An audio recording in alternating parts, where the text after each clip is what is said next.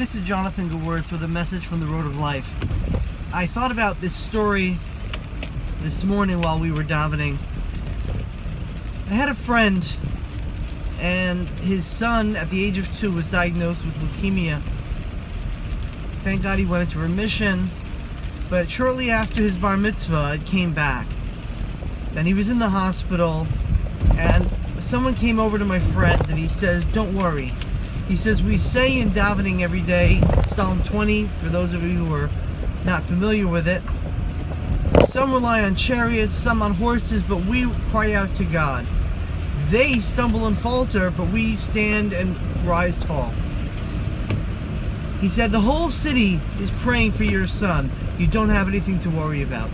And my friend Elia Schoenig thought that was fantastic. It buoyed his spirits and he felt strengthened. And then unfortunately his son passed away. Aside from the normal grief, he felt a little betrayed. Here, he had trusted in God.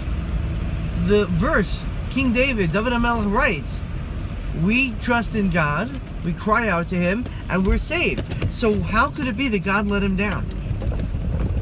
It hit him sometime later, and it's a message we could all remember. He said, "This isn't a message for how to fight a battle. This is how to look in hindsight at the war."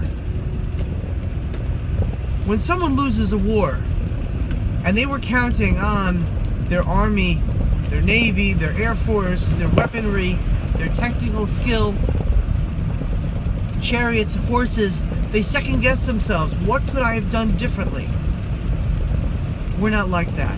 We understand God has a plan. He makes everything happen. We do our best. But at the end of the day, we look to him and we trust him. Those who second-guess themselves, they stumble, they fall, they try to figure out what they could have changed.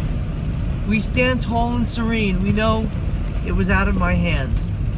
Sometimes we have to remind ourselves it's out of our hands. And that is a great relief.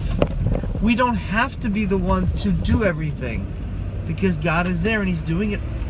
He's doing it for us. He's doing it for himself. He's doing it for the world. Let's remember, when things don't go the way you think they should, it's all part of the plan. And as a friend of mine loves to say, it all works out in the end. And if it didn't work out, it's not the end.